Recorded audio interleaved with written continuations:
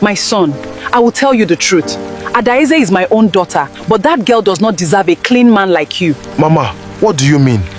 Her life is so filthy and dirty. She has done more than 7 abortions. Mama, how can you be saying such things about your own daughter? I know she is my daughter, but that is not why I will allow a handsome man like you waste your destiny on her.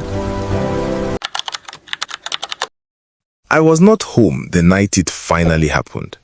I had traveled to Enugu for a work conference. 3 days, 2 nights.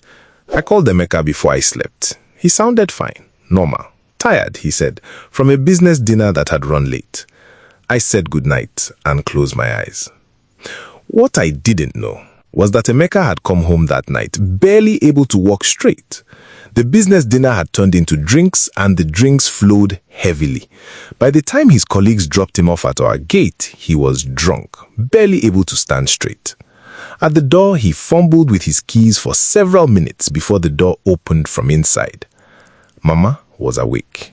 She had been waiting.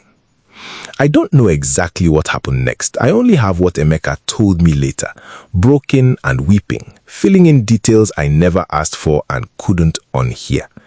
She was there when he came in. She guided him to the couch, brought him water, and sat very close. Then she leaned in, whispering things he later couldn't fully repeat to me. She touched his face. She reminded him how lonely she was, how much she needed to feel wanted. Emeka said he tried to stop it, that he pushed her away once, told her no. But I don't know how hard he tried. I have asked myself that question more than I can count, and I still don't have an answer that sits comfortably in my chest. He said his mind was foggy, his body weak from alcohol, and her persistence was strong. What I know is that he gave in and they had an affair that night. The next morning, when the alcohol cleared, reality crashed down on him, and the full weight of what he had done landed on him like something physical. He described it to me later as feeling like the floor had disappeared beneath him. Disgust filled him so deeply he vomited in the bathroom. He couldn't look at himself in the mirror, he couldn't look at her. Shame swallowed him whole. He moved around the house like a ghost, silent, broken, avoiding every room she was in. But Mama refused to let it end there. She saw his guilt and used it. She knew what guilt looked like in a man. She knew that it made them weak and reachable. So she didn't chase him loudly. She was quiet, patient. She left small things. A look held a second too long, a whispered word when no one was near, a gentle reminder of what had happened and what could happen again. She made him feel that confessing would destroy me. She comforted him in twisted ways. She made him feel that what was done could not be undone, so stopping now was pointless. So, it happened again. Then again and again. Each time Emeka sank deeper into self-hatred. He became distant with me, quiet, heavy. Guilt ate him alive from the inside, but the secret had grown too big and the shame had trapped him completely. And I was always sleeping peacefully in the next room, completely unaware that my own home had become the scene of my greatest betrayal. I saw Roland at a fuel station one hot Wednesday afternoon. I almost didn't recognize him.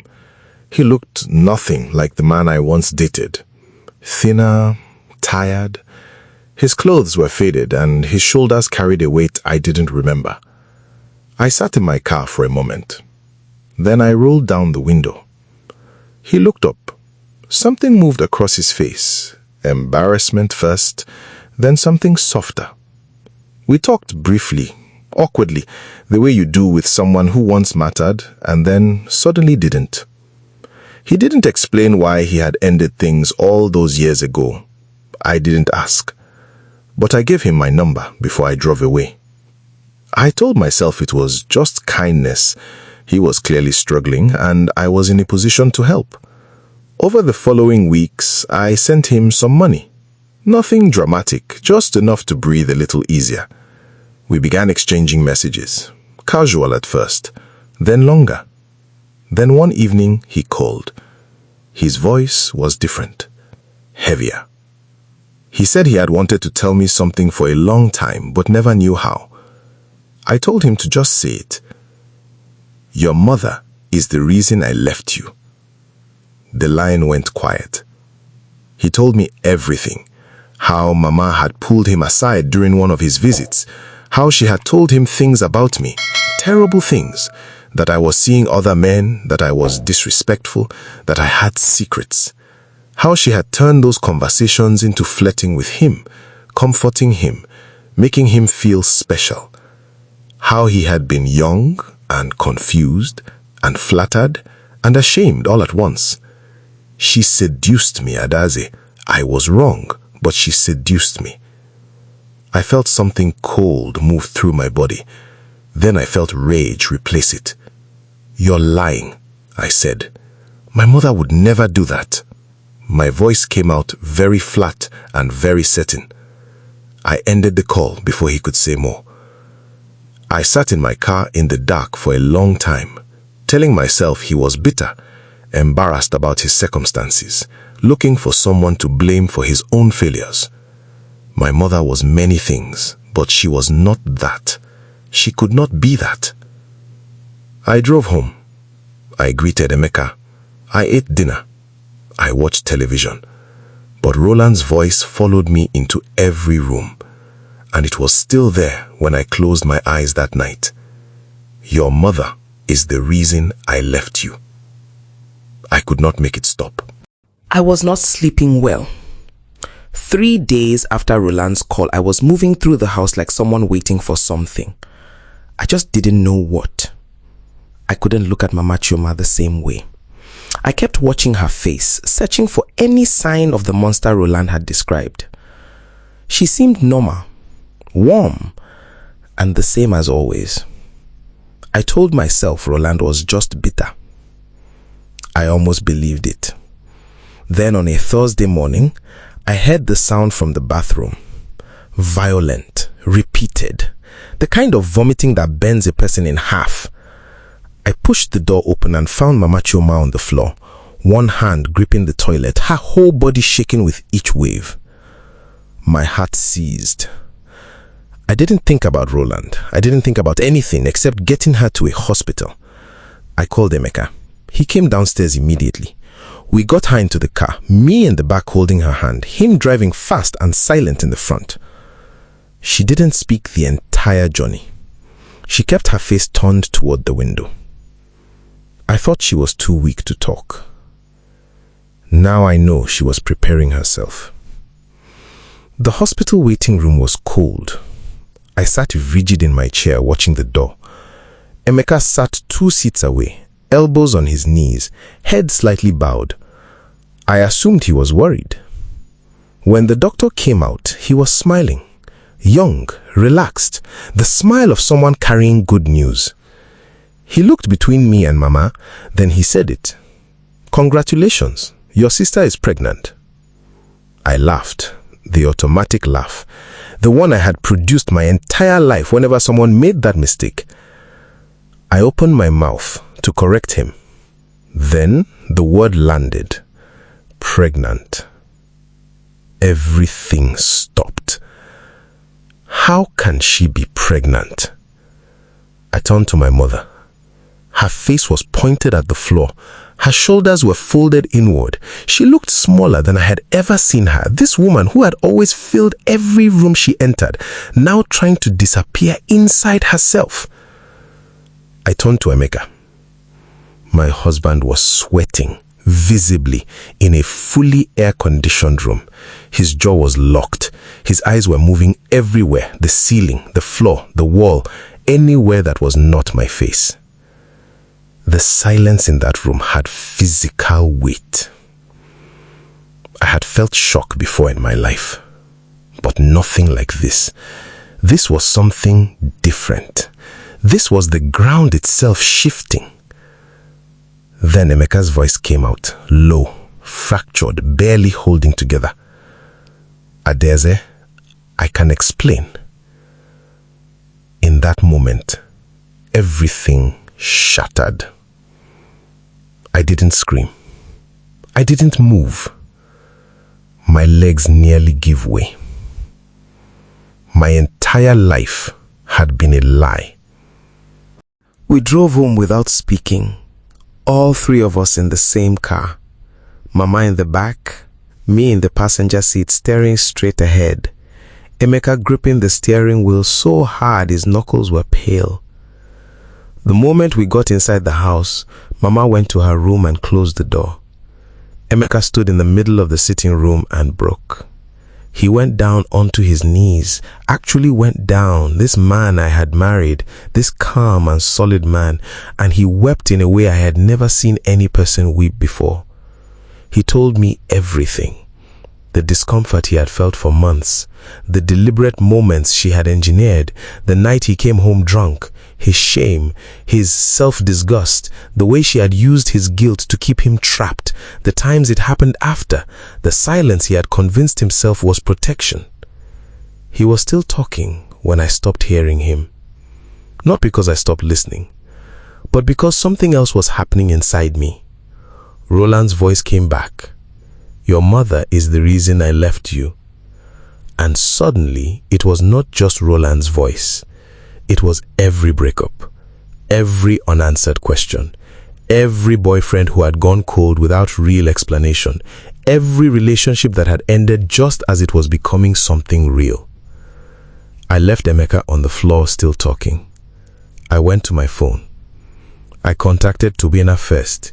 He picked up after 2 rings. When I asked him directly, why did you really leave? He was quiet for a long moment. Then he told me, your mother said you had abortions, multiple ones. She said you were hiding it from me. I called Ifeanyi next. She told me you were cursed, that any man who stayed with you would suffer. I was young, I was afraid, so I just decided to leave quietly. I sat on the edge of the bed and kept dialing. Another voice, another confession. She told me no man would ever truly be happy with you. She said it with so much sadness, like she was sorry to tell me. I believed her because she was your mother. Who lies about their own daughter? I put the phone down. I did not cry loudly. I did not scream or throw things or collapse. I went very, very quiet. And that quietness was worse than any breakdown.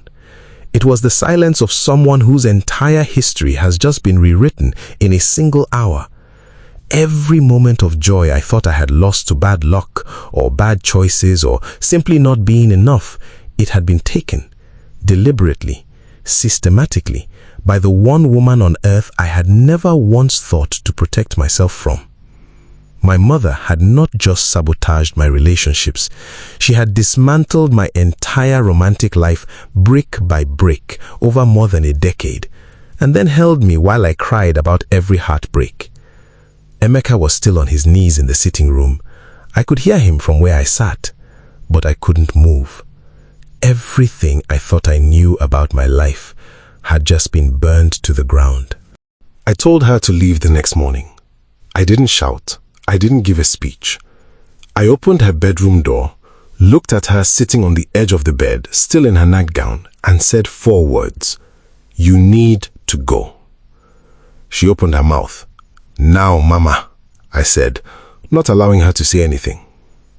She packed slowly. I stood in the corridor and listened to the sounds of drawers opening and closing. When she came out with her bag, she tried to meet my eyes. I looked past her. Emeka called the driver, and she was gone by 9 in the morning. At the village, the news spread like wildfire. I don't know exactly how it spread. These things always find their own way, but it spread completely. Soon, everyone knew. The market women mocked her openly. They called her the old woman who stole her daughter's husband.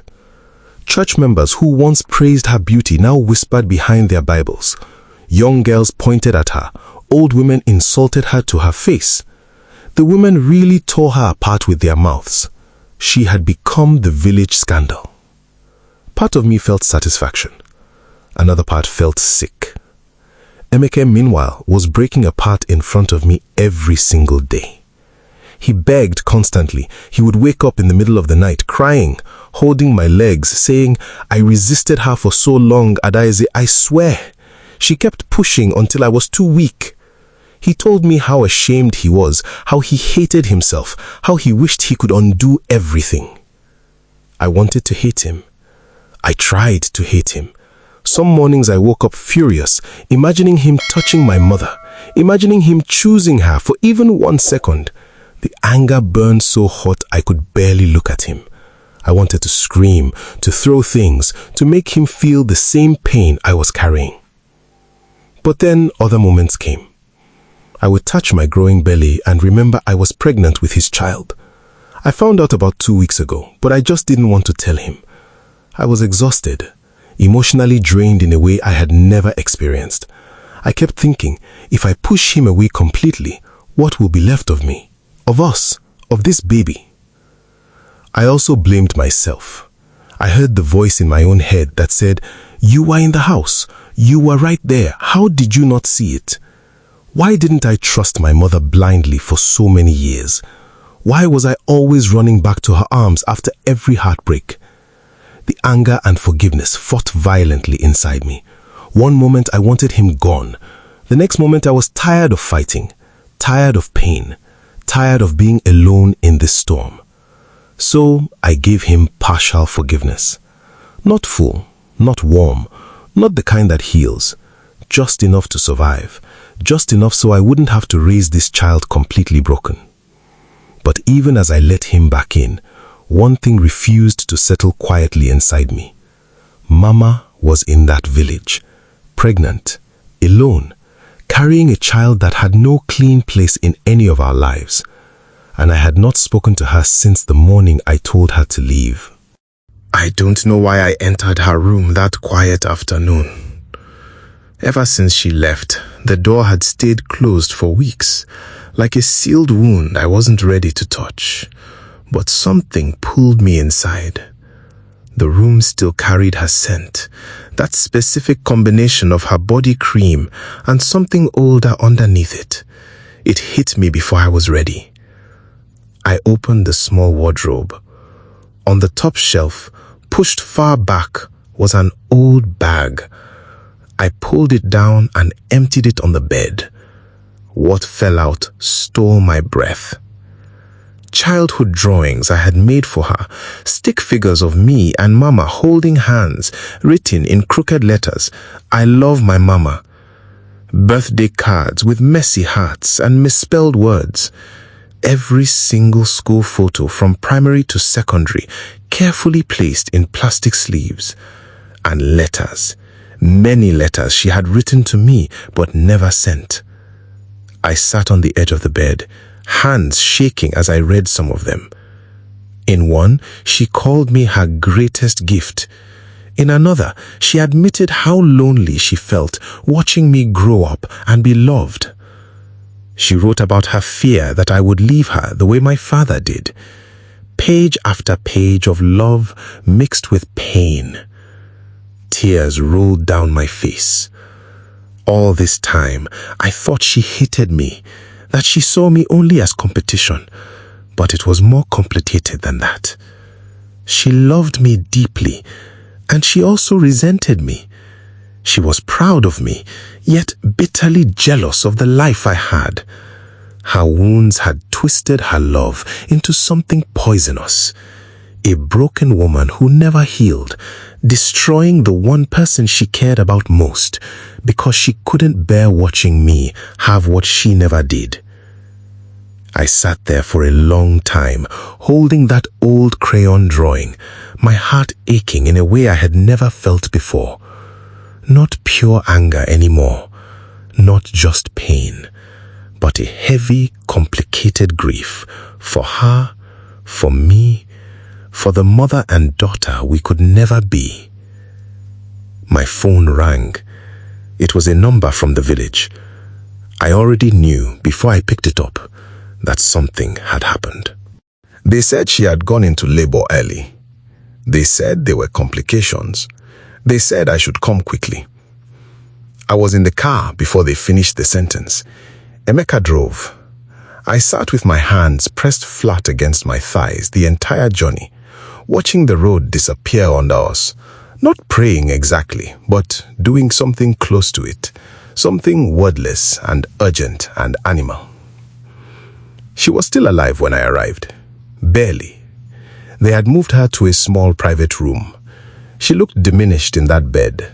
The woman who had always been the most physically commanding person in any room, now small and pale against white sheets, a drip in her arm, her breathing shallow and labored. When she saw me walk through the door, her face collapsed. Not in the way people collapse when they are relieved, but in the way people collapse when they have been carrying something unbearable for a long time and have finally been given permission to put it down. I sat beside her. Neither of us spoke for a moment. Then she turned her face to me and the tears came. Not the careful, performative tears I had watched her produce my entire life, but something rawer and older than that. Something that had been waiting a long time to come out. Adaeze. Her voice was barely there. I am sorry. I didn't say anything. I took her hand. She stopped, swallowed, started again. I spent years. She stopped, swallowed, started again. I spent years competing with you, my own child. I knew it was wrong. I knew it every time, but I couldn't stop. Every time you were chosen, every time a man looked at you the way no man ever looked at me, something in me just... She couldn't finish. She didn't need to. I hated seeing you loved the way nobody ever loved me. The words landed softly, not like a weapon, like a confession from someone who had finally run out of the energy to keep the truth inside. I looked at her face, this face I had known my entire life, this beautiful, ruined, complicated face. I know, Mama, I said, and I meant it without bitterness. She gripped my hand tighter. I gripped back. We stayed like that, both of us crying, not talking anymore, just present with each other in the wreckage of everything that had happened and everything that could never be undone. It was the most honest moment we had ever shared. 2 hours later, she was gone. But the baby survived. It was a boy. They placed him in my arms in that small room while the nurses moved quietly around us. He was so light, so completely unaware of the world he had been born into, the grief, the betrayal, the complicated love that surrounded his arrival. He just breathed, small and steady and new. I held him against my chest and stood at the window and watched the sun begin to lower itself behind the trees outside. My mother spent her whole life competing with me, when all I ever wanted was her love.